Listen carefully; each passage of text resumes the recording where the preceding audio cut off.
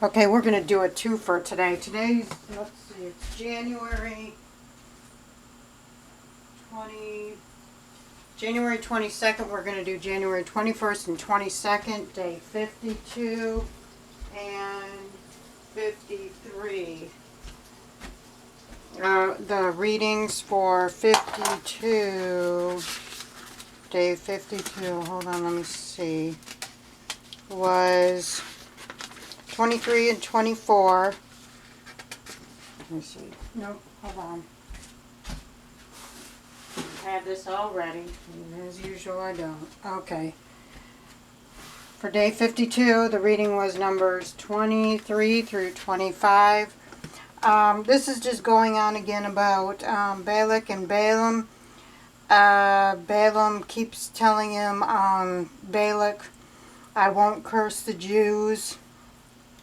Because God told me not to. He does a little song and dance. And then chapter 24, Balak. Let me see, was it Balak got mad at Balaam and says, you know, I brought you here so you could curse. Like, this would actually even do anything. I brought you here to curse the Jews, and you won't do it. And Balak just says, yeah, I won't do it. That was the end. And basically it said, let me see. Now remember, this is in English. Originally this was not in English, but in English, in the New American Bible, it says, chapter 24, verse 13. Whatever the Lord says, I must repeat. I could not of my own accord do anything, good or evil, contrary to the command of the Lord. In other words, God says it, I believe it, that settles it. That's the modern evangelical way of saying whatever God says is good, no matter how terrible it is. If God does it, it's good. If we do it, it might be bad, depending on what it is. But if God does it, it's A-okay. If God allows women to be raped in the Bible and then stoned to death because they were raped, well, that's what God said. So, that settles it. So, now we're in chapter 25. This is absolutely disgusting. Apparently some Israelites started worshiping some foreign gods, which, okay, in some places in the Bible you'll see that other gods are false. What does that mean? Other gods are false. Doesn't mean that other gods can't really do anything. They're fake. There's no such thing as other gods. So if there is no such thing as other gods, then why is this one God who can allegedly do stuff, why is he so jealous of these impotent gods?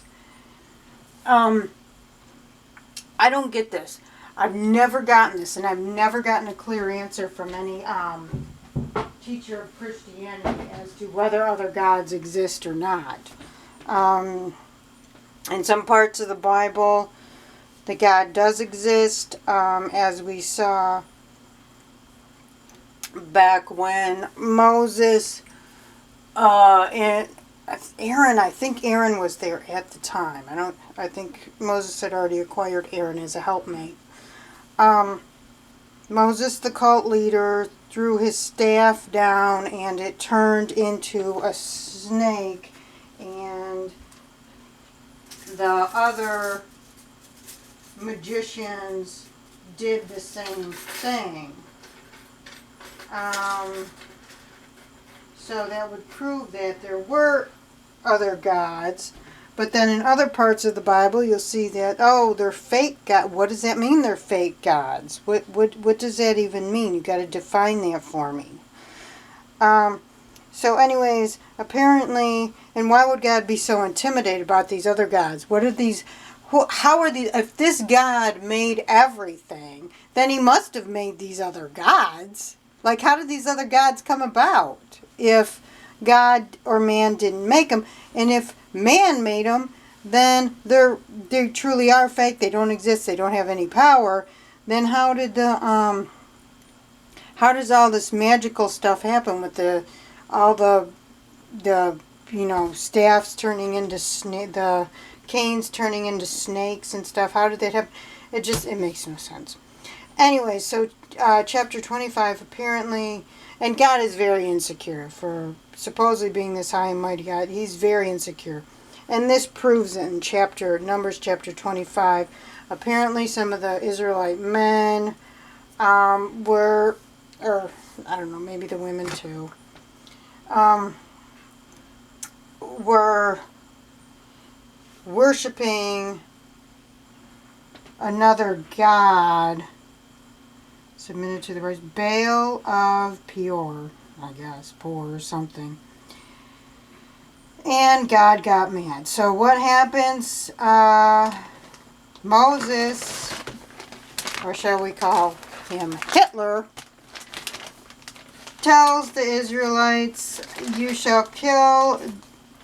of you shall kill those of his men who have submitted to the rites of Baal. Again, if this is what God does to his chosen people, I don't want to be chosen by God.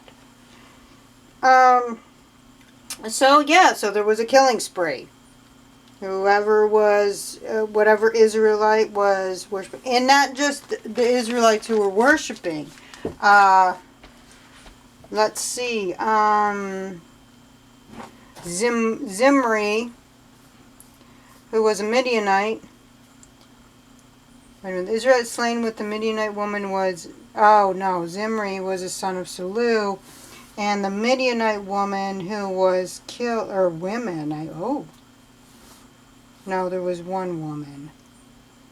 Of course, she's a woman, so they might not have even given her a name. I don't see the name here. But yeah, I mean, the women were killed along with it. With them. And they weren't even Israelites. So, I mean, this is just ridiculous. And let's see, was this where they... Cosby? I think her name was Cosby. Cozbi. So anyways, chapter 26. This is just a census. Boring. This is why the book's name is Numbers, because it's mostly census taking. Chapter 27, there's Zelophehad's daughters. Okay, this is more misogyny. Misogyny of the day. Their son...